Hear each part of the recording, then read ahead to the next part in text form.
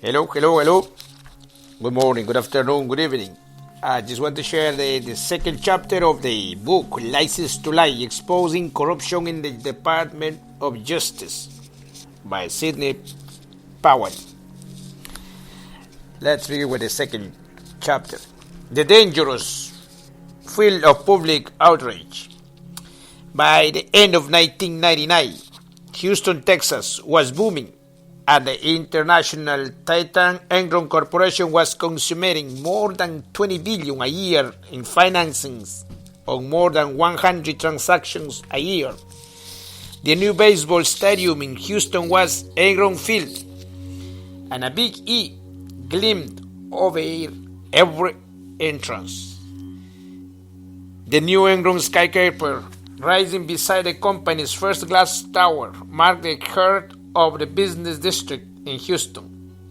Working at Enron meant you were a superstar.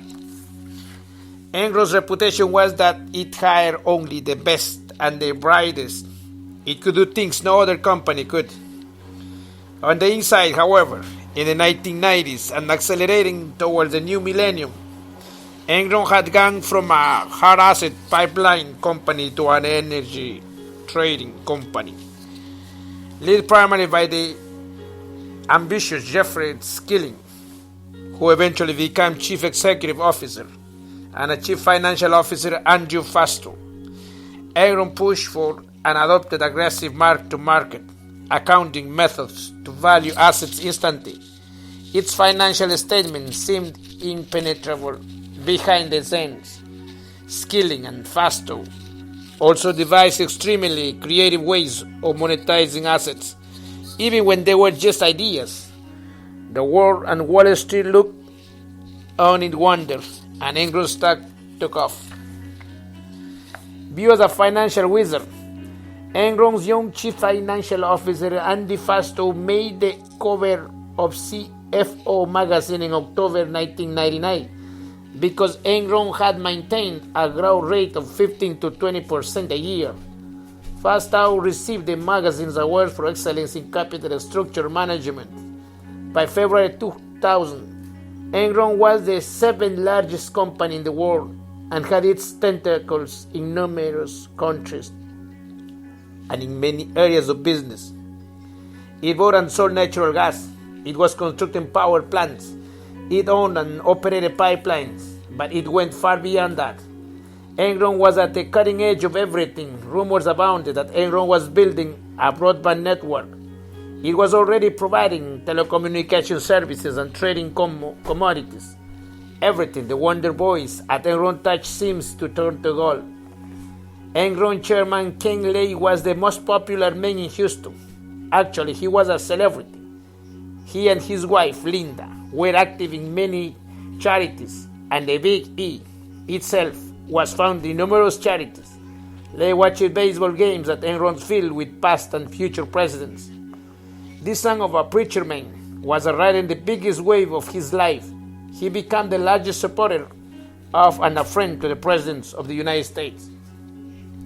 Enron's billions in financing translated into many millions in fees to banks and to its accounting firm, Arthur Andersen LLP. Enron had relationship with more than 120 major financial institutions worldwide. Jeff McCahon, Enron's treasurer since April 1998, coordinated the transactions so that the banks could not cherry-pick the most lucrative deals and shun the lower-value transactions. In reality, however, the Treasurer's office was little more than a front of the dealing with the banks. While McCahon may make the initial introduction of a proposed transaction to a financial institution, he did not negotiate or consummate the deals for Enron. The real decisions were made by Fastow and the various divisions, which structured their own transactions to keep Chief Executive Officer Skilling happy. He didn't hire any of the Andy Fastow's wife. Lee was from an extremely wealthy Houston family, and they were happily ensconced in a mansion in River Oaks. Fastow, who was close to Skilling, was by far the most creative when it came to structuring deals. Fastow handed out so much business that he had a debt grip on all the major banks. As Fasto's power with Enron rose, and its stock price rose with his creativity. He put extraordinary pressure on the banks Enron dealt with to lend their balance sheets to help Enron's complete deals. The outside world didn't know it, and even many at Enron were clueless in the cubicles, but McMahon and Fasto were on a collision course. They butted heads regularly over policies and deal and came to lord each other. Skilling sided with Fasto, although Skilling was armed with a Harvard business degree and consulting experience with the highly regarded McKinsey think tank, and he undisputedly loved Enron's sound business judgment was not his fault. Painfully narcissistic, Skilling and Fasto enjoyed exaggerated opinions of their omniscience and their omnipotence. They understood neither reasonable limits nor morality. They feared each other's weakness in a sick symbiosis. Fasto was on a roll. He had secretly created what he called the Raptors, special entities to hide much of Enron's debt, even from many others at Enron. Then he successfully created a separate private equity fund, LJM, which would do business alongside Enron's. LJM, named after Fasto's wife and children, appeared to the world to be a separate and lawful entity with its own board, lawyers, and accountants. And it could have been a lawful entity had Fasto and his protege Michael Cooper not completely corrupted, if for their own gain. To Fasto's, it was like having his own 100 million piggy bank. He had accomplished it so easily and successfully. Why not do it again, only bigger this time? So he formed LJM2. Remarkable, Enron's board approved Fasto's dual roles as chief financial officer of Enron and as a manager of the two LJM funds. The board also approved his extraordinary compensation by the LJM funds. Merrill Lynch, although a thriving and prestigious financial institution, was not even within the top tier of banks to which Enron turned. Merrill was more conservative and careful than many of its counterparts in the financial industry. However, upon Fasto's insistence, Merrill formed a partnership as a show of support for its client Enron and encouraged its own managing directors to invest in the Merrill partnership, which in turn invested in LJM second, along with other major corporations, banks, and huge pension funds. Fasto represented to everyone that LJM2 would invest alongside Enron in energy transactions. That seems like a good idea at the time, and from Enron's perspective, a way to hedge or reduce its own risks in its ventures ranging from pipelines and power plant construction to power trading and weather futures. Behind the scenes with Enron's, McMahon remained concerned about Fasto's dual roles and what McMahon saw as a blatant conflict of interest. In the spring of 2000, McMahon mentioned as much to Roe Forst, Merrill's relationship manager with Enron. Word of McMahon's criticism of Fasto's conflict of interest got back to Fasto, who blew a fuse. McMahon went to Skilling about the problem, thinking that Skilling would back him up. Instead, the next thing McMahon knew, Skilling removed McMahon as Enron's treasurer and reassigned him as the chief commercial officer at the startup business within Enron, called Enron Networks. Skilling named a new treasurer of Enron, replacing the rules-oriented McMahon with a substantially younger and more flexible Ben Glizan, in whom Fasto had already sunk his hooks. Enron's stock price hit 90 a share in August 2000, and it was in the 80s in the early 2001. The most, Enron was an unstoppable titan that led all things innovative. It just grew bigger and bigger. The Wall Street analysts loved it. It always met or exceeded its quarterly earnings projections. A few who were paying close attention, however, began asking questions. By February 2001, rumors were circulating that something was amiss.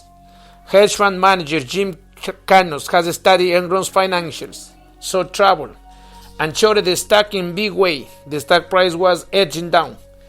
Any rumblings of trouble in Camelot should have them very unsettling, but most dismissed them as a corporate jealousy, if not a form of corporate espionage emanating from Enron's competitions. The word was that Canos tipped off Fortune reporters Bethany McLean in March 2001. McLean broke away and stepped in front of the pack with a present article in the Fortune magazine. This was the first major news source to challenge the Titan and ask the hard questions. Is Enron overpriced? It's a bunch of complex business. Its financial statements are nearly impenetrable. So why is Enron trading at such a huge multiple of 55 times its earnings? McLean quoted analysis from jokingly admitting in various ways that they had no clue how Enron actually made its money. They referred to its financial as impenetrable, or a black box. McLean reported that Chris Wolf, the equity market strategist at JP Morgan's private bank, who was actually an Enron fan, described Enron as an earnings at risk story. Prophetically, he noted, if it doesn't meet earnings, the stock could implode. McLean reported that in the first 9 months of 2000, Enron added $3.9 billion to its debt, raising its debt to capital ratio to 50% with a total debt of $13 billion. At the same time, its cash flow was dropping. No one knew it at the time, but McLean had launched a order that started an avalanche. Fasto and Skilling flew into rage. McLean had picked their narcissist egos. Meanwhile, the pressure on them mounted daily. The fabric of fallacy they had to so carefully woven was unraveling. The Goldman Sachs of energy trading was losing its grip, its publicity, the analysis, and its luster. One question led to another.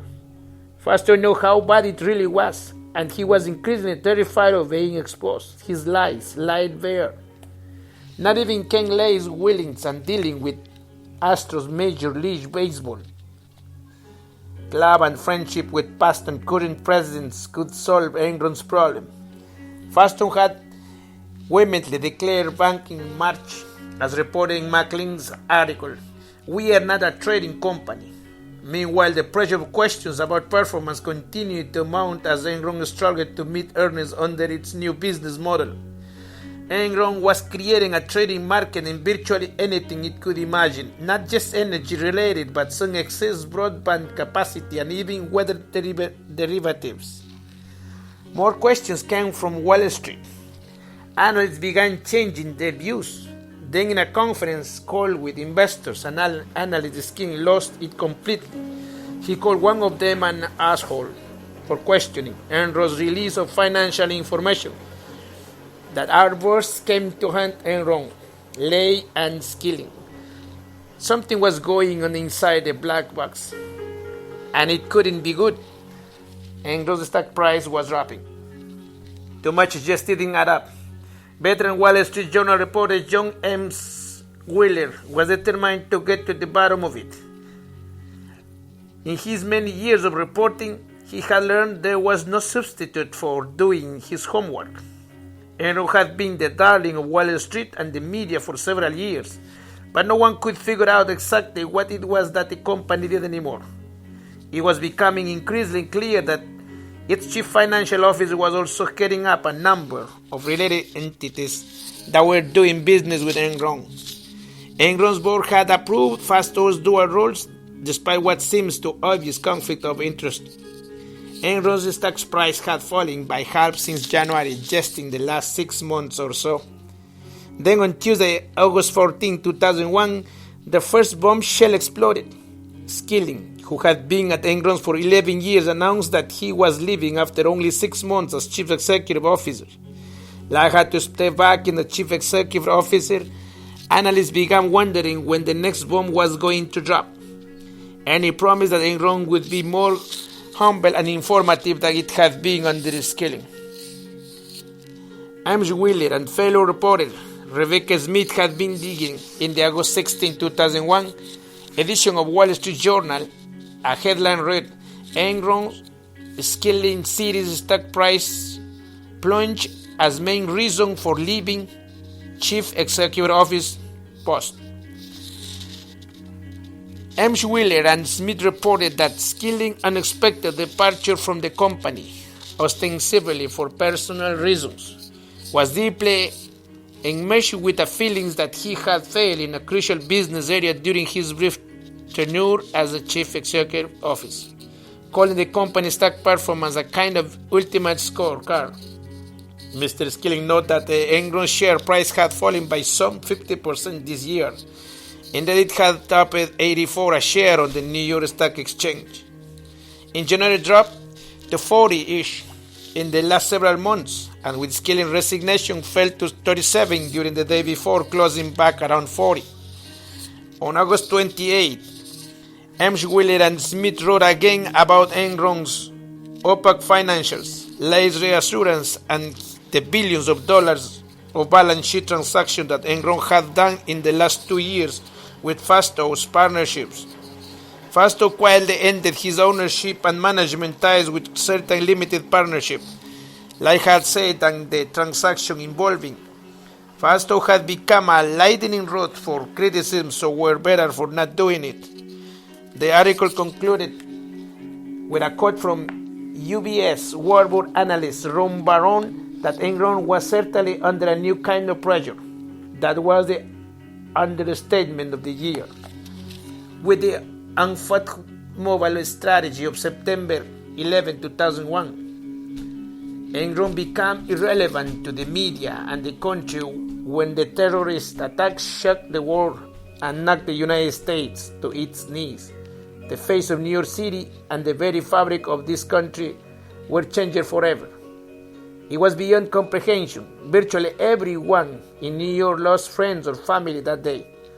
The trauma of what people experienced in person or even just saw on television was more than many could process. The world was stunned. The NYSE closed for 4 days, the longest shutdown since 1933.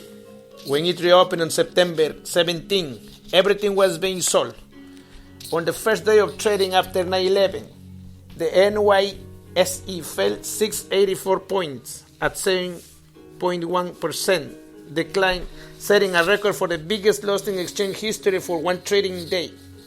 At the close of trading that Friday, September 21, the Dow Jones was down almost 1,037 points, representing a loss of more than 14%. Enron stock fell out of a cliff. To paraphrase Warren Buffett, the tide went out and Enron was caught swimming naked. The next explosion rocked the financial world just a few weeks later. Enron announced that $1.01 billion write-down on sourced investments, resulting in a $680 million third quarter loss. At least 35 million of it was tied to the troublesome Fasto partnerships involving the early termination of certain structured finance arrangements. That announcement roughly shook the street and confirmed McLean's, M. Wheeler and Smith's and others' worst fears. This wasn't over a year. Fasto declined to be interviewed. Moody's put Enron's long-term debt on review for a possible downgrade.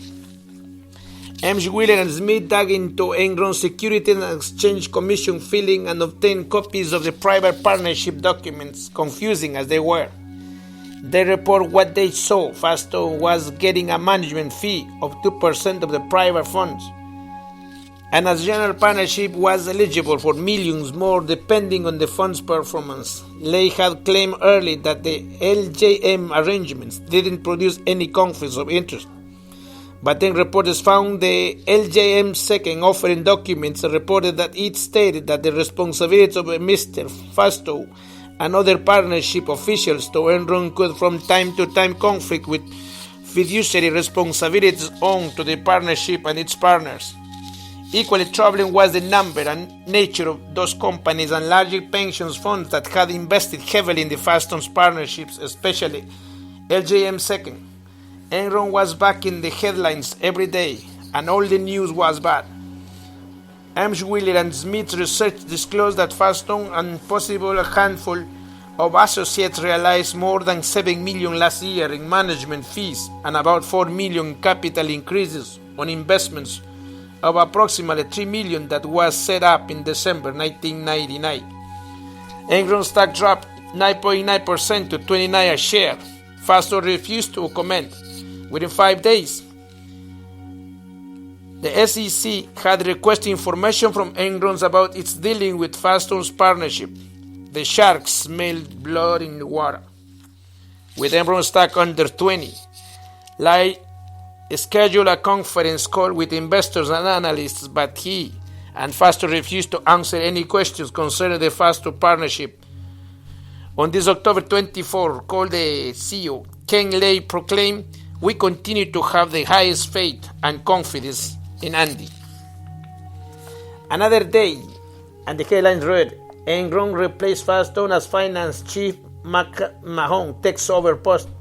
More followers concerned over partnership deals. With that, the stock of every company that did business with Enron took a beating also. Enron taped $3 billion from its bank lines of credit, trying to ensure its liquidity, and they let everyone know it had money to pay in debts. McMahon's move to CFO thought was too little too late. McMahon was working day and night trying to restore confidence in the company. He was working every connection he could find to get an additional line of credit. He had not been in the position a week when Moody's downgraded Enron's debt, and the SEC moved the investigation of the company to a higher level in Washington. Although no one had voiced it yet, Enron was in a debt spiral. On November 1, 2001, the SEC announced it was making a formal investigation in the Faststone partnership and Enron's dealing with them. It was obtaining subpoenas to force the disclosure of information from third parties who had dealt with Enron, including Enron's accounting firm, Arthur Andersen. This was serious. Enron added University of Texas School of Law and Dean William Power to its board to try to sort things out and bring in some credibility. McMahon was still working to pull out all the steps to try to save the company, seeking another $1 billion credit because the $3 billion he had drawn in the last week was already gone. The November 5 Wall Street Journal headline was worse. Enron transaction raised new questions. A company executive ran entity that received $35 million in March. That executive was none other than Michael Cooper, prodigy, the partner of Faststone in many of the partnerships, including the $400 million. LGM2 find another entity, Chuco, with another $383 million in debt. Cooper was also in the middle of Jerry, a limited partnership created back in 1993 between Enron and the California Public Employees Retirement System.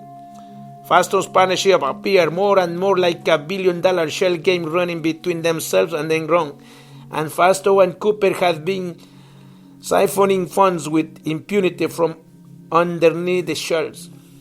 There were talks and hopes of another company buying Enron, maybe even energy company, Dynegy, but talks of a merger or buyout were mixed with antitrust worries, regulatory issues, and concern of further unknowing Enron liabilities. Frankly, no one had a grip of Enron's real liabilities. McMahon found himself in a new nightmare that sprang to life even day Enron announced it would have to restore its financial from 1997 through the third quarter of 2001, decreasing income and increasing debt by hundreds of millions of dollars. Its stock slid below of 7. Dynegy was under increasing pressures to walk away. Enron's stock fell to 5.01. Dynegy's stock stayed sliding by association. By November 29, credit rating agency had downgraded Enron's bonds to junk status. The energy walked away, accusing Enron to misrepresentations. Other companies stopped doing business with Enron to reduce their own risks, which dried up any cash flow. All the energy companies were in panic mode. Enron stock dived to 0.61. McMahon was still trying, reviewing all of our options. Many of the 120 banks Enron dealt with were feeling the pain also. All utility companies were calling Enron Assembly's war room of lawyers its one-packet trading floor. Plaintiffs' lawyers swarm and file as shareholders sued against 29 current and former Enron's board members and officers. The lawyers alleged a conspiracy to conceal Enron's financial problems and the true condition of the company from other investors, while the insiders profited personally by selling their stock at an inflated price. The threat by which Enron was hanging snapped on December 2, 2001, within 120 days of its killing departure. The once $400 billion international titan declared bankruptcy, imploding in the wave of accounting scandals, mysterious partnerships, and outright debauchery. Financial devastation, human pain, rage, and anguish rolled through Houston. The city was in shock. Everyone was touched in some way by the crash of this commercial giant. Thousands lost their jobs. Countless individuals, state and teacher pension plans, and organizations across the country lost all or part of their retirement savings. The once gleaming E adorning the ballpark now looked like an ugly brand born onto the face of the city. The Houston Chronicle published front-page stories every day about the companies, vilifying those who ran it and recounting the damage they caused. The new Enron skyscraper is still under construction, become a monstrous skeleton casting a pall over the city. The ramifications of Enron's implosion were so far and wide that the entire U.S. Attorney's Office for Houston had to recuse itself and not participate in any investigation. By the time the New York Times was in hot pursuit as well, Kurt Edgewald and Richard Opel Jr. reported that Enron had paid out $55 million in retention bonuses to 500 people just before it declared bankruptcy. That just fomented the outrage. It seemed as though everyone in the city has suffered some loss related to Enron. Houstonians ranged between lived and sick. The ripple effect was more than could have been anticipated. Every industry in the Houston had benefited in some way from Enron's massive operations and philanthropic contributions.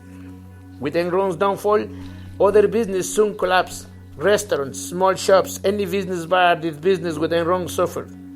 The public was screaming for heads to roll.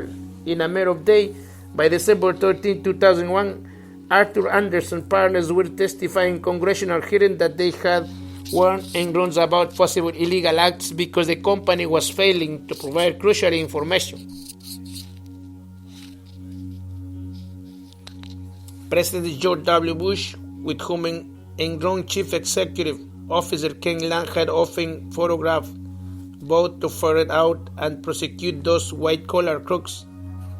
Ken Lang was the leading candidate from the Texas Monthly's bomb string of the year in early 2002. The publication quoted California Attorney General Bill Lockwood, who blamed Enron for the California borrowers, and paraphrased Lockwood said, "I would love to personally escort Lay to an 8 by 10 cell." The Houston Chronicle, the 8th largest newspaper in the country, threw full of the already raging fire. The newspaper assigned as many as 12 reporters to Enron, and during the next 3 years, they generated more than 4,000 negative articles, most of them extremely caustic. The local television station piled on. Enron and those annoying them. Anyone deemed responsible for its downfall were denigrated and denounced publicly and profusely. Incited by public encourage, political pressure, and cries for vindication from Enron shareholders, the Department of Justice promptly assembled the Enron Task Force, a joint effort of the department, the SEC, the FBI, and the Internal Revenue Service. Because of the Bush connection to Ken Lay, the Enron Task Force was untethered from the department. Deputy Attorney General Larry D. Thompson and his assistants in the criminal division had picked prosecutors from across the country to staff this task force, and they gave unlimited resources. Assistant Attorney General Michael Chertoff, head of the criminal division, chose Leslie Caldwell to head the task force because she was extremely well credentialed for the job and known as a terror as a prosecutor. A summa cum laude graduate of Penn State with a law degree from George Washington University, Caldwell was a chief of the criminal division of the U.S. Attorney's Office in San Francisco when she was selected to lead the task force. She and her hand-picked team of Ivy League by pool set about to send a message to Wall Street. This prestigious team of prosecutors, IRS agents, FBI agents, and SEC agents, along with a bankruptcy examiner and the congressional investigators and hearing, put virtually everyone who did anything with Enron under scrutiny. There were thousands of people involved with Enron and 120 or so banks, including J.P. Morgan, Citibank, and most investment or commercial banks of any significance here or abroad. The business professionals who had always been highly regarded and prominent in their communities were now surrounded by federal agents, while down long dark corridors and interviewed and buried interrogation rooms. The offices were searched and their documents were subpoenaed or seized. They were held in front of Congress and grand juries, and they were threatened with indictment and imprisonment. Most of these business people had led stellar lives, done their jobs honestly, supported their churches and communities, and volunteered with charities. They had always believed in the American system of justice and confidentially believed that the system would recognize their innocence. In early January 2002, Arthur Anderson, accountants testifying before Congress, admitted sharing documents from Anderson and Enron files.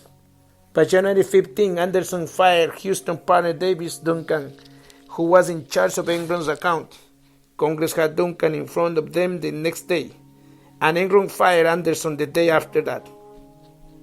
Carl Levin's Senate Committee on Investigation was issuing subpoenas for documents and testimony right and left, including to the former Enron Vice Chairman Cliff Baxter, who had left Enron 6 months before its collapse. Baxter, along with several others, had sold the last of his Enron stock near its highs in January 2001, making about $22 million on the deals. The rumor was that Baxter believed that to be a man of integrity, had resigned because he was unhappy with the way the company was conducting its business. Some said he had objected repeatedly to skilling about Enron's dealing with Fasto's LJM partnerships. Representatives of the Senate committee brought Baxter and bought subpoenaed documents from him. Baxter and other target himself had finally agreed to testify. On January 25 at 2:20 a.m., a patrol officer spotted a new Mercedes parked between two medians on the edge of a posh neighborhood in Sugarland, Texas, a quintessential suburb just outside of Houston. The officer circled back around and saw that the car was still there. The lights were on, and the engine was running. One man was inside. The officer called for backup. Upon closer inspection, the officer saw a white male, approximately 40 years old, in the driver's seat, his head slammed forward. Blood was running down the side of his face and head, and from his mouth. There appeared to be a gunshot wound to his head. His hands were lying in blood on his lap, palms up. The black handle of revolver rested in his open right hand, and the barrel lay across the palm of his open left hand. The barrel pointed toward the driver's door. He was barefoot. The officer broke into the car through the passenger side rear window. They called paramedics and searched the main pockets for identification. They found the driver's license and the Enron's ID badge.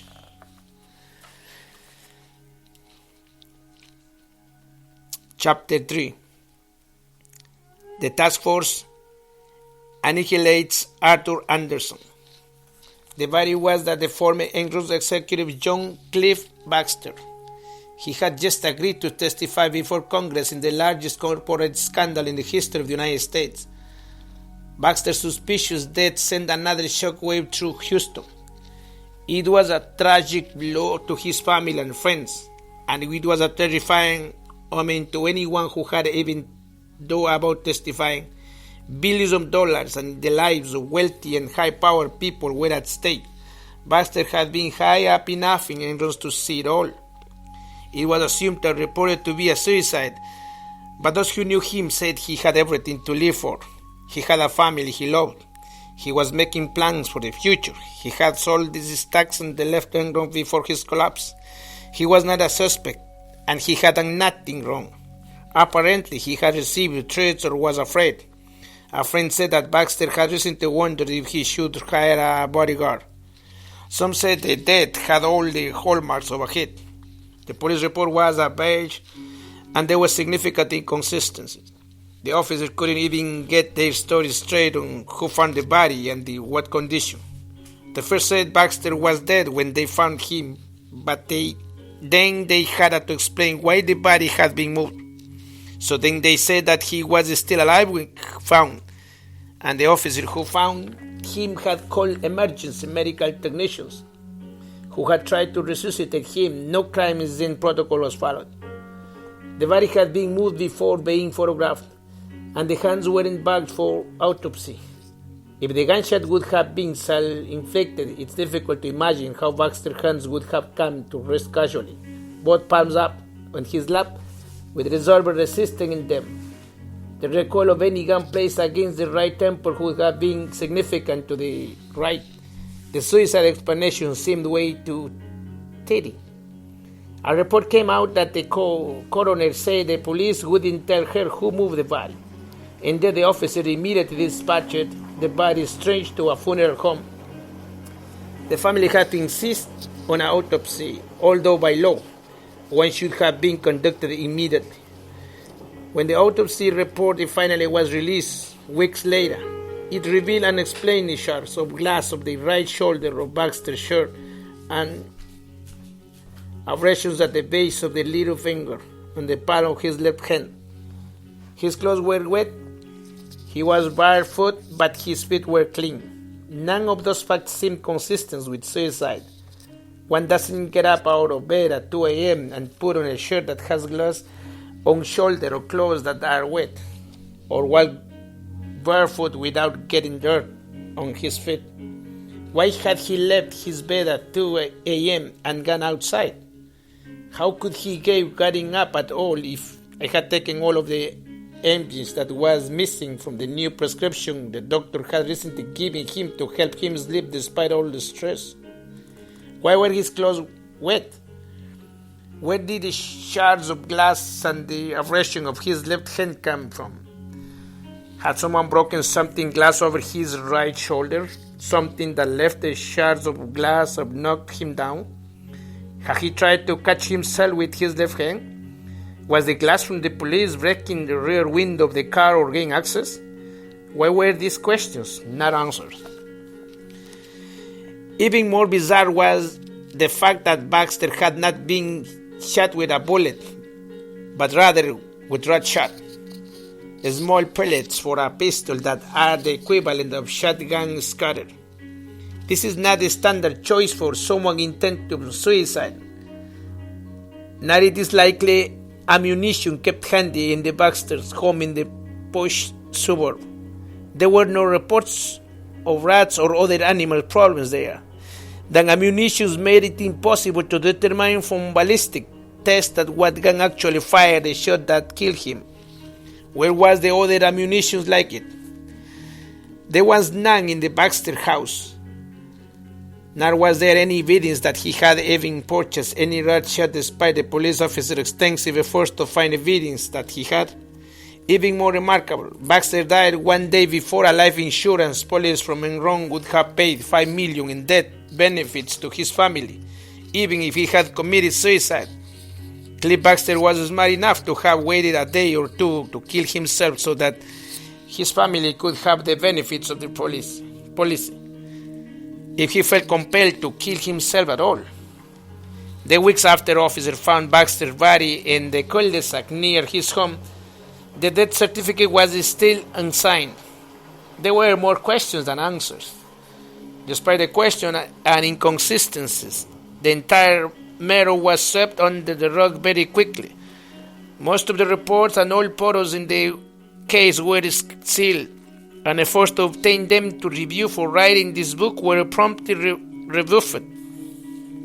The media seemed astonishingly unconcerned with the unanswered questions in the death of a man whose testimony would have revealed of John Dean's in the Watergate scandal.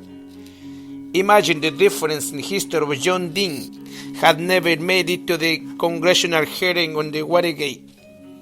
The only indisputable fact was that no one would ever know what Cliff Baxter would have said on the road and whom he would have implicated in what conduct.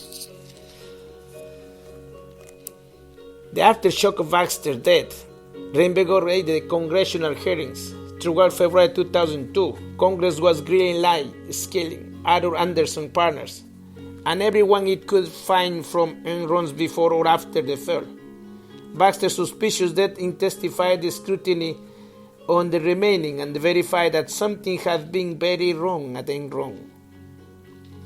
The job of the newly created Enron Task Force was to determine whether the wrongs were civil or criminal and who was legally responsible for them. Criminal charges would be met with the indictments by the Enron grand jury. Lengthy prison time and fines would follow for those convicted. The Enron Task Force prosecutors vowed to avenge the public's losses, and it didn't take them long to start.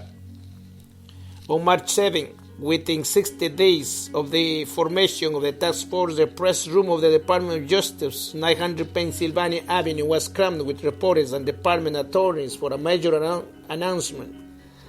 Aster and Sombergroup walked to the stage and stood their assignment in formation. Deputy Attorney General Larry Thompson was at the podium. Behind and to his right stood Michael Chertoff, his sharp future top deputy and former U.S. attorney who had a prominent role in choosing the task force attorneys. To Thompson's left was Leslie Caldwell, head of the Enron Task Force, on a short, no-nonsense-looking woman with closely cropped black hair. They all looked very governmental in their dark suits. The lawyers were flanked by the lead agents from the FBI and SEC. The room was deadly quiet as Thompson began to speak. On October 17, the Securities and Exchange Commission launched an inquiry into the financial collapse of Enron, which had been considered the nation's seventh largest corporation. The SEC inquiry focused on attention the role of Arthur Andersen, LLP, Enron's longtime auditor and one of the nation's big five accounting firms. Oddly, he said that today we are unsealing an indictment obtained last week from a federal grand jury in Houston, Texas. The grand jury had changed the Arthur Andersen partnership with obstruction of justice for destroying literal tons of paper documents and other electronic information related to the Enron's inquiries. Thompson explained that the indictment alleged the widespread criminal conduct by the Arthur Andersen firm, charging that the firm sought to undermine our justice system by destroying evidence relevant to the investigations. It accused Andersen personnel of the wholesale destruction of tons of papers at the time it knew full well that these documents were relevant to the inquiries into Enron's collapse. It charged that Andersen partners personally directed these efforts to destroy evidence, beginning when Andersen foresaw imminent government investigation and civil litigation and continued through the SEC announcement that an investigation had been launched. It ended only when the SEC officially served Andersen with a subpoena for Enron documents. Thompson solemnly told the audience that the obstruction of justice is a grave matter and one this department takes very seriously, in words that would later prove painfully ironic. He said it was a crime that attacks the justice system itself by impeding discovery of the truth. When Thompson finished, the room erupted in a commotion of raised hands and rapid-fire questions. Thompson refused to answer most of the questions because additional investigations were being conducted. One report asks the firm's lawyer, our chairman, claiming that the charges amount to the death penalty for the firm. What's your reaction to that? Do you have any sympathy for that rationale? Thompson's tongue alone said he did not, while his words said nothing. I'm confident that the team, the task force, as well as myself, considered all the appropriate charges in making the decision on the indictment that we announced today. When asked about the maximum penalty the company faced, Thompson's speech was clipped. The maximum penalty is $500,000 fine and a 5-year probation. Another reporter questioned the appropriateness of the destruction of Anderson as a firm as a consequence of this indictment. Thompson looked pissed. We, as I said in our statement, these are serious charges, and it shouldn't be a surprise to anyone that serious charges have serious consequences, he added. It would be unfortunate for our criminal justice system if any individual or any entity could say that he or she or it was too big or too important so as it couldn't be indicted. A reporter in the back had another question Thompson didn't want to answer. Referencing an order law review article by Harvard Pitt, the head of the Security and Exchange Commission, the reporter asked if there were some confusion in the law on when a company can destroy documents, because Anderson stopped destroying as soon as the subpoena arrived. Thompson had smooth reply. I know Mr. Pitt. He's a fine lawyer, and I haven't read the article that you're talking about, but I would direct your attention to 18 USC 1512, which makes it clear that any official proceedings does not have to be pending in order for someone to come within the ambit of obstruction of justice statute. As only time would tell, Thompson and the task force were not as omniscient as they thought. Although Thompson would not acknowledge it, Anderson and everyone else knew that the indictment itself was a death sentence for the smallest of the top 5 accounting firms at the 85,000 jobs it provided around the world. Anderson counted as clients approximately 2,300 publicly traded firms. That was why the indictment had been scaled. Before the indictment was made public, the SEC had begun secret talks with the other accounting firms on the ways to handle the demise of Anderson. It could have caused enormous upheaval in the public market. The really big news conference was a mere 9 weeks later. Enron Task Force Director Leslie Caldwell stood outside the federal courthouse in Houston before a throng of reporters from all forms of media who were hanging on her every word.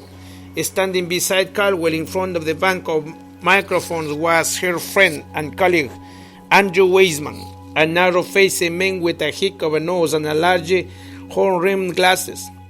Weissman fancied himself a good among prosecutors, armed with an undergraduate degree from Princeton and law degree from Columbia, where he was an editor of the Law Review. Weissman's original claim to fame arose from his prosecutions of mafia bosses while he worked in U.S. Attorney's Office for the Eastern District of New York. He prosecuted various members of the Colombo, Gambino, and the Genovese family, including their bosses, real wise guys, who were extremely dangerous and played as ready as they come. Weissman had developed a special tactic in these prosecutions where he was convinced the end justified the means. Weissman became intimately involved in most of the task force work. He was the driving force behind the indictment of Arthur Anderson. He quickly took on the investigation of Fasto and Enron treasurer Ben Gleizan. Then there was Sam Bull, the apparent all-American boy. Bull served as a trial attorney on the Arthur Anderson case and coordinated the investigation of former Chief Executive Officer of Jeff Skilling until early 2004. Bull had graduated magna cum laude from Brown University and was first in his class at New York University School of Law, graduating summa cum laude. Last but not least, Matthew Frederick was an important part of the Anderson trial team of prosecutors. With a boyish face and affable manner, Frederick liked to wrap himself in the flag. After getting his undergraduate degree from the University of Virginia and his law degree with honors from the University of Texas, he served as a law clerk to U.S. District Judge Royal Ferguson in Texas. He also served briefly in the U.S. Attorney's Office for the Eastern District of Virginia. The Enron Task Force proudly declared to the throng of reporters that it had achieved its first enormous victory. Within 9 weeks of indictment, they had tried and convicted the venerable accounting firm of Arthur Anderson, LLP, of obstruction of justice. The outraged Houston jury had spoken. Anderson was guilty. Body with work in my federal appeals practice in Dallas and in Asheville, North Carolina, I watched the Enron's train wreck approaching and knew the task force was on the march. Having been an assistant U.S. attorney myself for a decade of hundreds of criminal cases, serving under 8 U.S.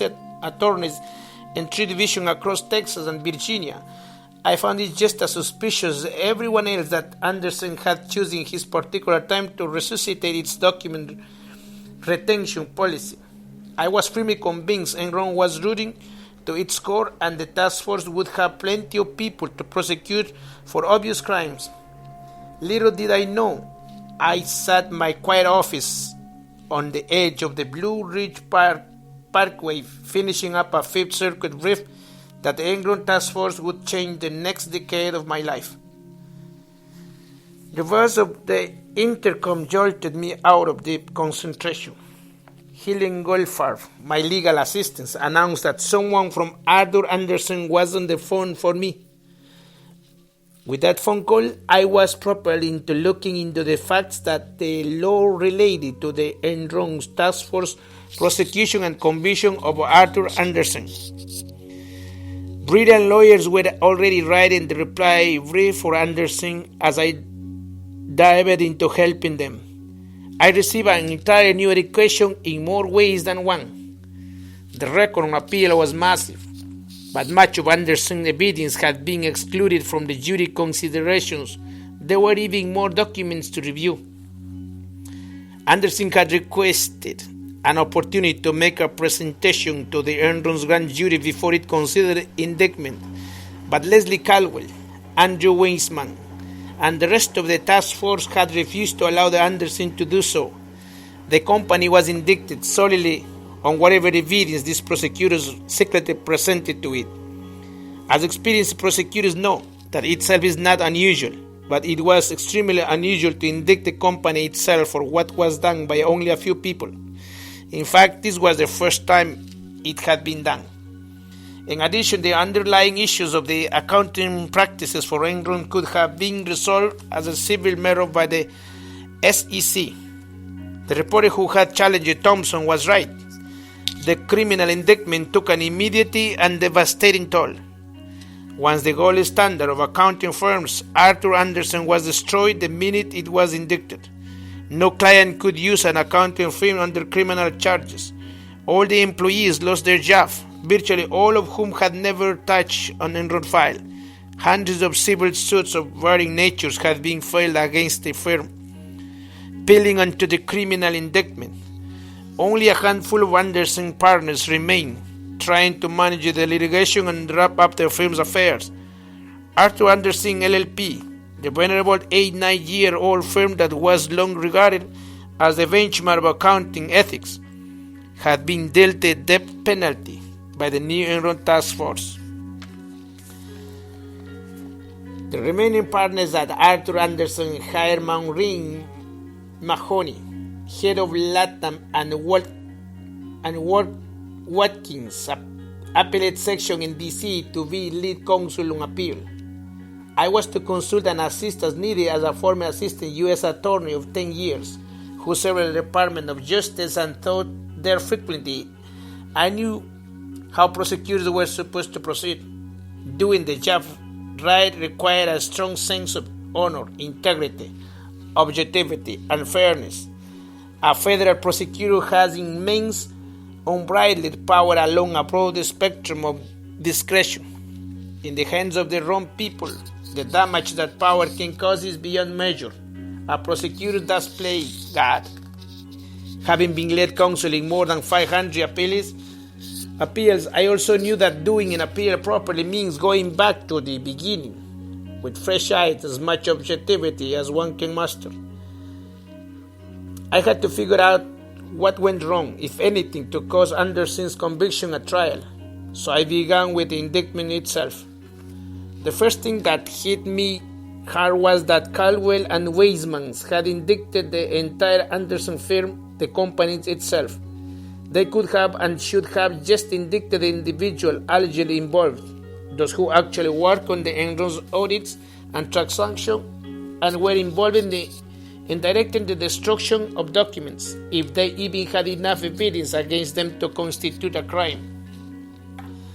This unprecedented and harsh tactic alone sent a resounding message to every person and company that any failure to cooperate fully with the Enron task force and immediately turn over everything requested would be met with an indictment. Every company knew that an indictment was a death sentence that knocked every business and law firm that dealt with Enron back in their heels. It put them under incredible pressure to do everything necessary to save the ship, even if it meant throwing individuals to the task force wolves and violating their constitutional rights. The Enron task force had destroyed Anderson in a big power play. It was a tactical flex of its own muscles, and it forced everyone else to vote to the task force or be obliterated. The task force exercise of its unbridled prosecutorial discretion to indict and destroy Anderson as a company had been approved by the Deputy Attorney General Larry Thompson and his deputy, Michael Chertoff.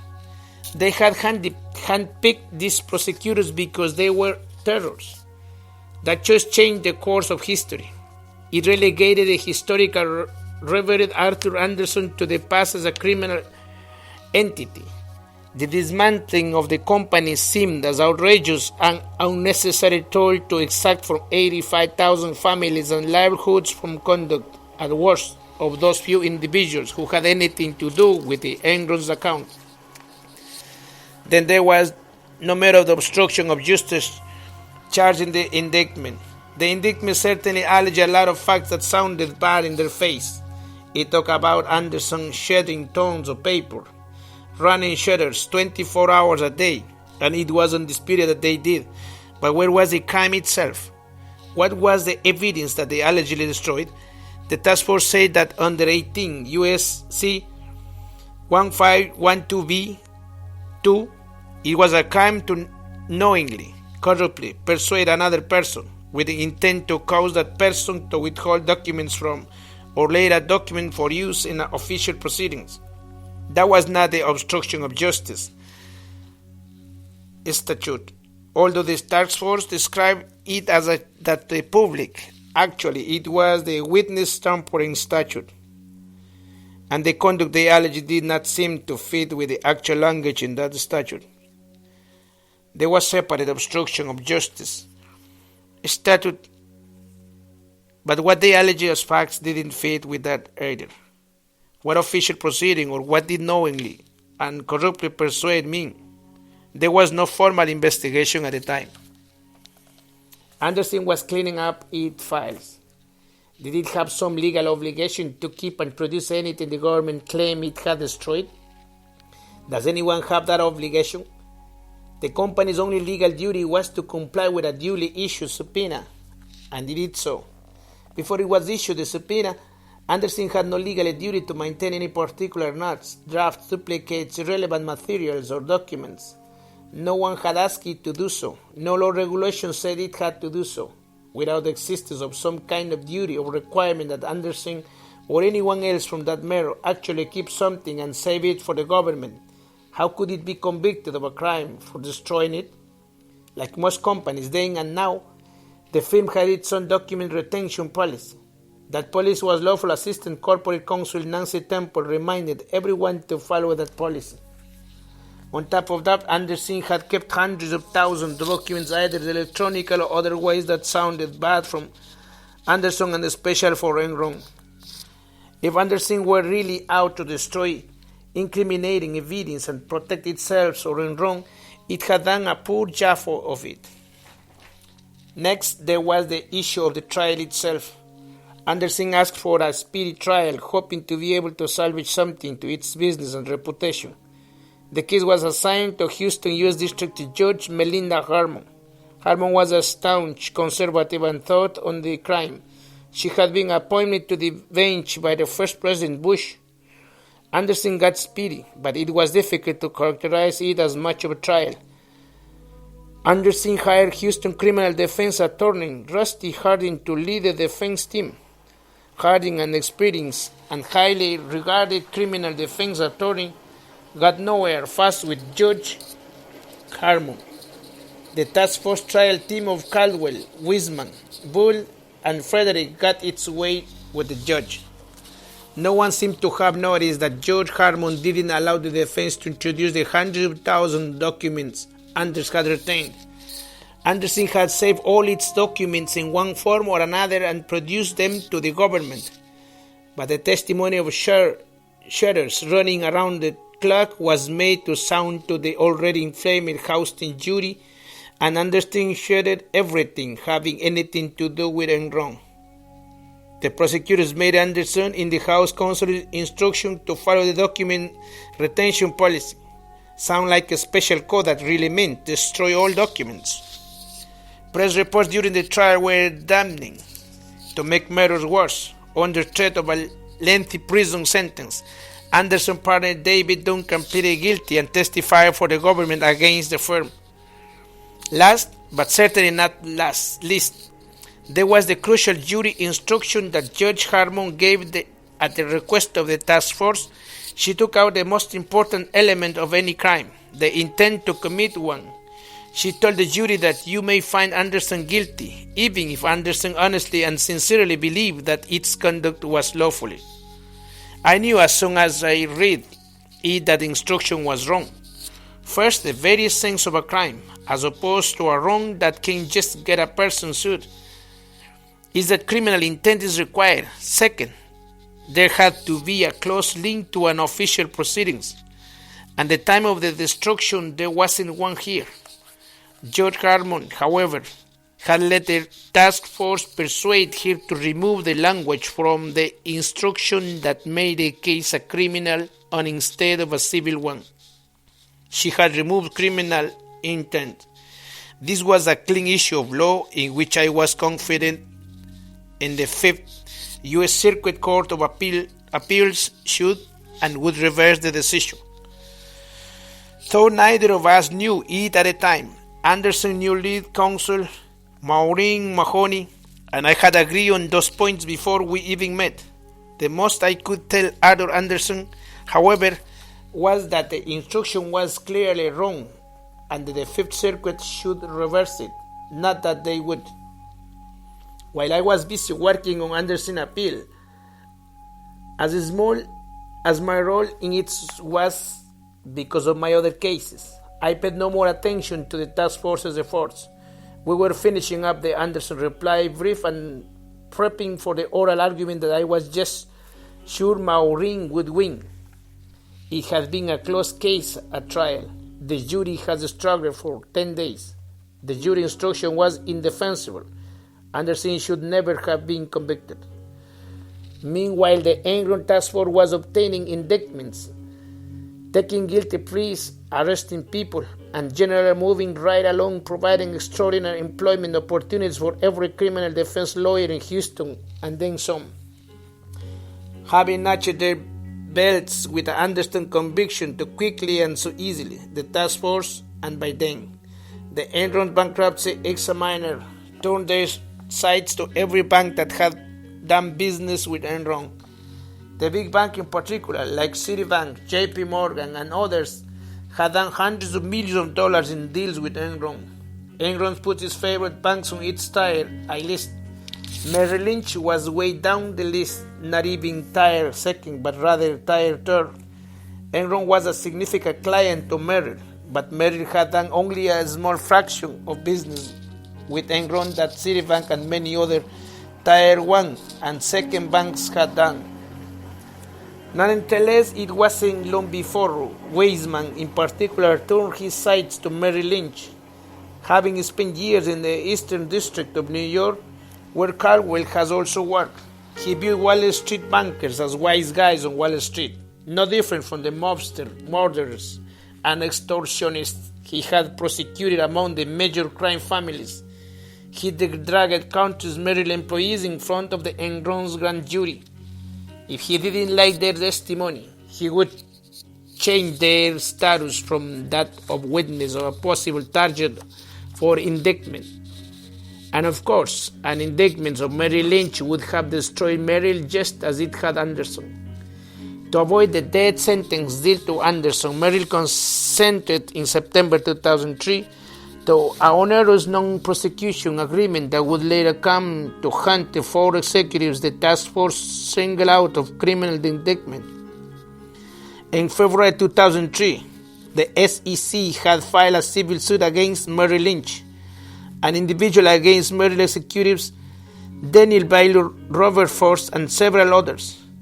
Merrill settled 2 days later, which means that the task force, the SEC, IRS, and FBI and Merrill had agreed to all of the government's terms before the suit was even filed. Merrill then promptly threw the individual to the wolves. Dan Bailey, head of the Merrill Investment Banking Division and the epitome of the Honorable O-line Merrill Lynch, hired Lanny Brewer from Covington and Burling to head his defense team. Simultaneously, the task force was replenishing and beefing up its ranks. In September 2003, the task force added Catherine Ruemmler, then a federal prosecutor in the Justice Department in Washington, D.C. office. Ruemmler was a striking blonde with a well-known passion for expensive Christian Louboutin red-soled stiletto heels. She had a B.A. cum laude from the University of Washington and law degree from Georgetown, where she was editor-in-chief of the Law Journal. John Heeman also joined the task force in September, a native of Ohio. Heeman came from the San Francisco U.S. Attorney's Office, where he had worked with Leslie Caldwell. Heeman had successfully prosecuted a number of securities fraud cases. Law ran in Heeman's blood. His mother was a U.S. magistrate judge in Ohio. A graduate of George Washington University Law School, Heeman, like many of his colleagues, clerked for a federal judge for a year. Heeman's wife was also a federal prosecutor. On September 17, 2003, the national press was abused again with news that the Enron task force on its grand jury and indicted Merrill executives Daniel Bailey, Robert Force, and James A. Brown on criminal conspiracy charge that they had deprived Enron of the honest services of Anders Fastow in a transaction involving electrical power station on barge.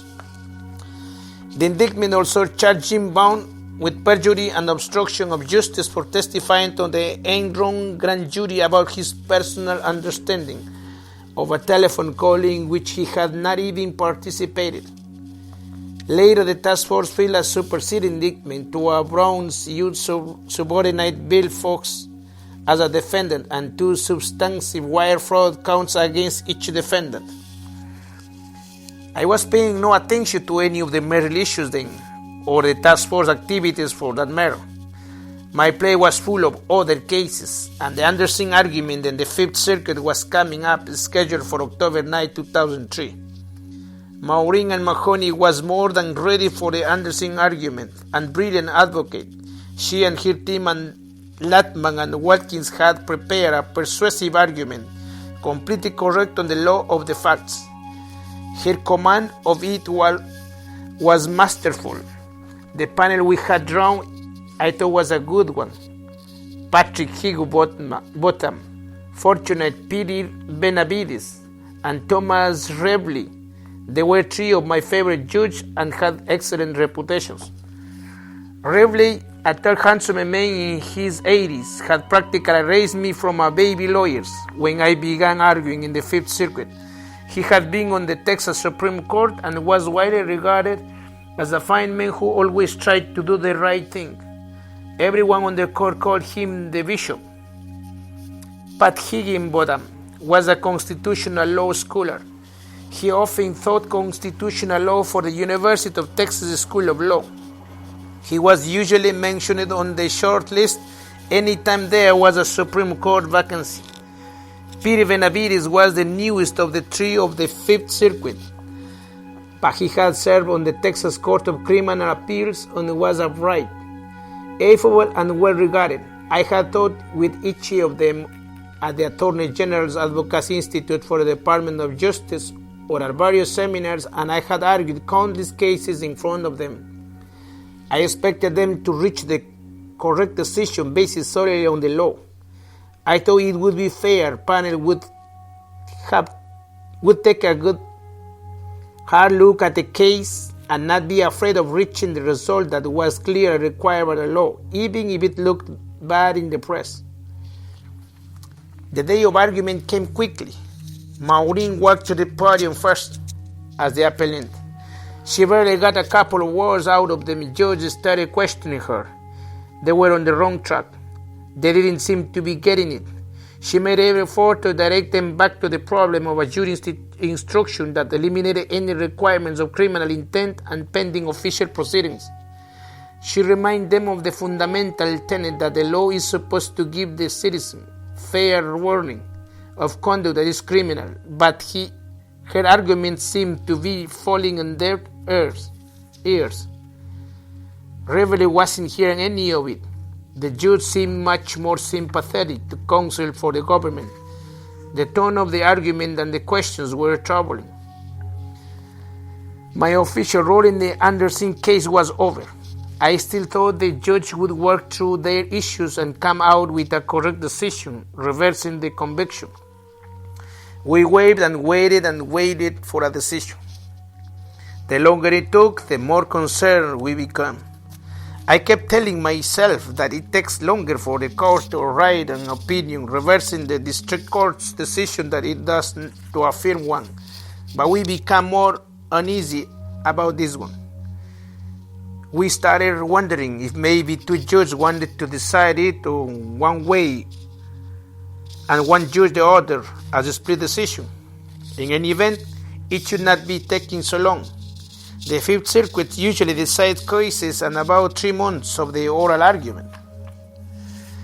The task force kicked off 2004 in a big way. Andrew Fastow pleaded guilty on January 14 and began cooperating with the government. A few days later, the grand jury returned a 6-count criminal indictment of former Enron Chief Accounting Officer Richard Cousy.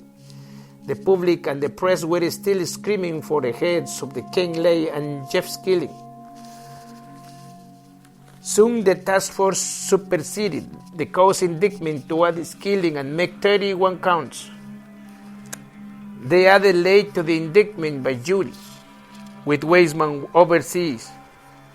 Ruemler, Frederick, and Hemmings began preparing for the trial of their first individual in Houston after the conviction of Anderson. The former Lynch executives are two Enron's mid-level managers in what the press nicknamed the Enron's Birch or Nigerian Birch case. Suddenly, and unexpectedly almost, on March 1, 2004, just weeks after securing the indictment against Cousy and Skilling, Caldwell resigned from the task force. Weisman became the director. There was no one to rein him in at all. The most police description I had heard of Weisman by any defense counsel who had dealt with him was that he was a madman. The task force members were running among the roughshod over anyone and everyone in the path, especially anyone with the audacity to disagree with their view of the facts of the law. No one, no judge, no supervisor in the Justice Department, no reporter was monitoring and questioning the task force tactics. The press was completely prosecution or so anti-Enrons to the point that even I and most others firmly believed they were all guilty. Most people, including many defense attorneys, thought that anyone in the task force sides was getting whatever they deserved. The task force also indicted several British bankers in the Northwest scheme. Meanwhile, pre-trial hearings were being held involving the lower-level Enron people and Merrill executives in Enron barge case. According to the task force, Enron's sales of the barges of Merrill was a sham. Only a handful of bloggers, including Houston attorney Tom Kuykendall, was sounding any alarms. Finally, on June 16, 2004, the Fifth Circuit issued its first significant Enron decision. The Arthur Andersen opinion popped into our email inboxes. We scurried to print and read it. Andersen's primary argument was that Judge Harmon's jury instruction did not require the jury to find criminal intent and the requisite interference with a particular proceedings. The government said that to protect itself and its larger client, Andersen ordered a mass destruction of documents to keep them from the SEC, and that itself was a crime. I saw the words "we affirm the judgment of conviction," and my heart sank. Andersen has requested that the jury be instructed that the statute of offense of corrupt persuasion require an improper method of persuasion or a violation of an independent legal duty. The Fifth Circuit rejected it completely. Instead, Judge Higginbotham, writing for the panel, brought Frederick arguments from his opening statement to the jury. They knew that the SEC was coming. Andersen was already under a form of probation with the SEC. If Andersen was found to again have violated securities law, they could have their ticket pulled. They could be stopped from practicing accounting in front of the SEC, and that would have meant the end of the practice. This case is all about a group of partners, and Andersen, who knew that the law was coming and did what they could to hinder the law. To our shock and dismay, the Fifth Circuit affirmed the conviction of Andersen, and with it that horrible jury instruction that eliminated criminal intent. Removing any sign of criminal intent didn't bother the street judge at all. Once again, the task force had gotten exactly what it wanted, regardless of the law. I struggled to comprehend how judges Higginbotham, Benavides, and Revley had written this decision. They had just licensed no supercharged Weismann's and Frederick's already exaggerated sense of power and their ability to terrorize all within their path. The Andersen defense team wisely decided not to waste time seeking and rehearing with the Fifth Circuit, and instead decided to file a petition for certiorari, asking the United States Supreme Court to take the case. The Fifth Circuit's opinion was so wrong, it provided ample fodder. Within 9 days, Maureen and her team had writing and filed the best petition for certiorari I had even read. The issue boiled down to a request to grant certiorari on Andersen's conviction for witness tampering because the jury instruction failed to require the jury to find each of the elements of the offense. If what Andersen did was really a crime, the law at the time did not give Andersen fair warning of it. Back in Houston, jury selection began in September in the Enrons of Nigerian barge case against the Merrill executives, Dan Bailing, Jim Brown, Rob Force, Bill Fox, and 2 middle-level Enron employees. The press, especially the Chronicle, was having a field day. New York bankers were on a trial they were for weeks. By all reports, the task force prosecutors Frederick, Ruemmler, and Hemmans, under Weismann's close supervision, had the defense on the ropes. The barge case sounded like it was going to result in easy conviction. The defense was acting like a deer in the headlights. By late fall 2004, I was exhausted and looking forward to a few days off for Thanksgiving. I just finished filling a brief in the Fifth Circuit in another case, and it was time for a break. I was cleaning off my desk from this months-long project when they pruned range. The caller was a partner of Maureen Mahoney's at Latman and Watkins. After introducing himself, he said that this good friend Jim Brown, who worked for Merrill Lynch in New York, had a serious problem. He explained that Jim was a managing director of Merrill for years and head of its global asset and leasing division on Wall Street. After a 6-week trial, a federal jury in Houston had just convicted him and other conspiracy, wire fraud, perjury, and obstruction of justice for a business transaction involving Enron. It was the Nigerian barge case. Jim had been represented at trial by New York counsel from the international firm of Helen Ehreman. I couldn't believe my ears. The pitch of my voice became noticeable higher. New York lawyers tried this criminal case of New York banker in Houston with a Houston jury. He asked me to come to New York for a meeting with Jim 2 days later. I agreed, but I cautioned him that I would have to talk to Jim at length to decide if I would be able to represent him. Having been a prosecutor for 10 years, I rarely took a criminal case. I hung up the phone and tried a quickly online search to pull newspaper articles in the case that the parties. Then I stayed up most of the night reading them. This case had been highly publicized. Even without knowing any of the facts, I knew that New York lawyers had no chance of winning a case like this in Houston. Despite being one of the largest cities in the country, Houston is really a very small town and amid Enron's trouble, a very angry one. As I got ready to leave for New York, I seriously questioned if I should take this case. I had accepted paid representation to defend only 3 alleged criminals at the 17 years I had been in a private practice. Other than the rate pro bono court appointments, I didn't represent a criminal defendant unless I was convicted that he or she was innocent.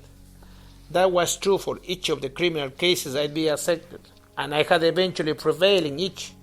I hadn't paid much attention to the Enron's divide at all, and I was clueless about Merrill's role. On the other hand, the Anderson experience had shown me that the tactics and swatch the Enron's task force made Sherman's march through Georgia look like a Christmas parade. Having represented the United States in 350 criminal cases, I knew that it was rare for someone to be innocent of federal criminal charges. Neither I not of any of the many U.S. attorneys or assistant U.S. attorneys with whom I had worked would put someone through the life-changing ordeal and anxiety of criminal charges unless we were sure they were guilty and the evidence was strong. There were more than enough cases with clear evidence of guilt, of clear crime to prosecute without looking for problems or beyond the fingers. I knew from the few criminal defense cases I had accepted in recent years that the government did make occasional mistakes for some reason. The Department of Justice seemed to be making them more and more frequently. He had a special task force that being assembled to bring these charges, and emotional charges setting under intense political and public scrutiny with the public and press screaming for blood. It was a perfect storm for injustice to rise from the ruins of Enron. The attorney who called me had known the Browns for years. He believed Jim Brown had been railroaded. I decided I would listen to the trial team and Mr. Brown with an open mind. If they convinced me that Jim was innocent, and if my instincts and extensive experience told me that something was wrong with the charges or the trial, I decided I would consider accepting the case if it were offered to me. If I didn't like anything about Jim or the case, I had plenty of other things I could do. At the same time, I was well aware of the fact that it would involve a gargantuan effort from me, primarily, but also from my assistants and my associates for a prolonged period of time. At least the first year would be intense for all of us, and it would be a huge uphill battle. The Fifth Circuit reverses only about 10% of the cases it hears, and it rarely reverses without oral argument, which it grants in less than 30% of the cases. I had to make certain that Mr. Brown knew that the chances of reversal were not good. I did not want to raise false hopes. On the short and unfaithful flight to New York, I wondered what I was walking into. I hopped in a cab, and we drove toward the skyscraper on Park Avenue that housed the New York City office of the international firm of Heller Ehrman. I expect to be ushered into a sleek and elegant but contemporary large conference room. I anticipate a breathtaking view of the city, great artwork, and a room full of type of personality, alpha, males, highly paid, tidy one New Yorkers who were rude, overbeating, and pounding the table in range. To my surprise, I was ushered to a small, bare than colored, bleak back corner conference room where I was introduced to Jim Brown, his lead trial counsel Larry Sefach, Associate Holly Kulka, and on the telephone Warrington Parker from their San Francisco appellate section. They all looked and sounded like they had been on the long sides of a 12-round boxing match with the Incredible Hulk. Traumatized, exhausted, drawn out, meek, and broken, they looked pitiful. I seemed to have more testosterone than all of them put together. There was not a discernible type A or alpha male in the bunch. Sefach was slender, bespectacled, well-spoken. He too had been an assistant U.S. attorney, obviously intelligent. He had a clear grasp of the issues, but he didn't have the force of personality needed to represent a New York banker in a Houston courtroom, much less to stand up against a federal judge who had seemed determined to rule against the defense wherever possible. Jim Brown was about 5 feet 10 inches tall, medium build but a little pudgy, had a brown hair and a mustache, and was casually dressed. Nothing about his appearance or his demeanor that they would create the impression that he could manage Merrill's hundreds of millions of dollars of global assets. Although he was clear bright enough to do so, Jim Brown was devastated. His entire life and that of his family had been turned upside down. Now he was facing prison time. He was shocked. 2 years earlier, he had voluntarily testified in front of the SEC, the Enron's grand jury, and the bankruptcy examiner. He was sure that if he just told the truth, everything would be fine.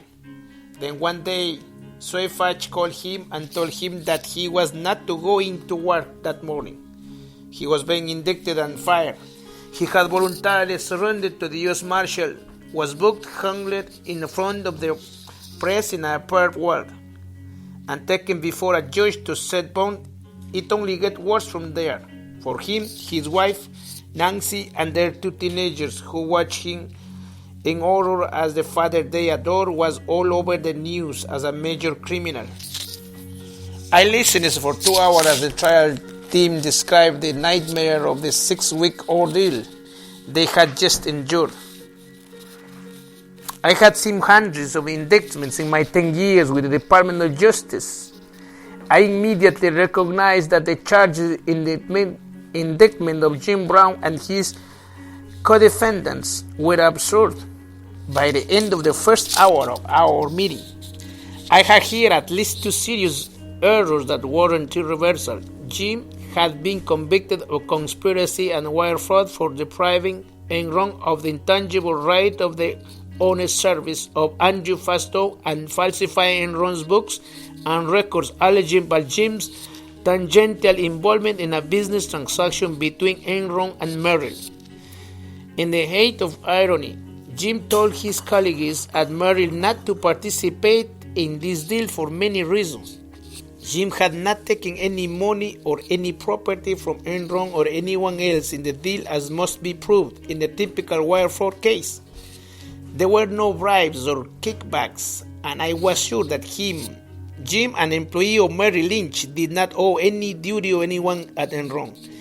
His only legal duties run to his employer, Merrill Lynch. He had clearly met the amorphous concept of honest service. that Congress has added years early to broaden the crimes of mail and wire fraud was meant to apply only to employees and people who corrupted them by bribes, kickbacks, or self-dealing in betrayal of their employees. There was none of that in this case, without bribes, kickbacks, or self-dealing for his personal gain. I didn't believe Jim's conviction could stand. The trial itself sounded like a farce. Jim's lawyer had filed all the appropriate motions to preserve errors on all the issues that would be important in defense on appeal. Regardless of how right the defense was on the law, the task force ran the courtroom. The judge, Edwin Wellesley, ruled for the government on nearly every important issue, motion, objection, instruction, or dispute. The defense had received virtually no discovery before trial. The government claimed that it had no exculpatory material, no as a Brady material, and Judge Weldon routinely denied the defense motion or simply ignored them. It sounded like the most prosecution's biased trial I had ever heard described. No witness would talk with the defense because the task force had either indicted them, naming them as indicted conspirators, or threatening to indict them. Counsel for Brown could not even find on what role other Merrill employees had performed on the deal after Brown left for vacation on December 23, 1999. Even though the trial sounded horrible, unfair, and the indictment itself did not seem to allege a crime, still I knew it would be an enormous uphill fight to overturn a criminal conviction by a jury. Chances for several were very slim. The Fifth Circuit had just affirmed the Anderson conviction even though the jury instruction did not correctly state the law. Judges are law to overturn criminal convictions, and the fact that this was a high-profile Enron-related case just made it worse. I told Jim that it would take a careful and true review of the record and intensive and extensive research anew on the key issues. I would have to make a certain the record supported the errors we discussed. Additionally, we would have to get oral argument to have a prayer of getting it reversed.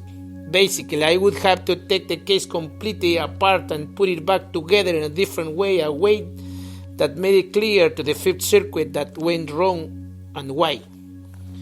Jim noticeable perked up. Can you get us oral arguments in this case? That much I was sure of.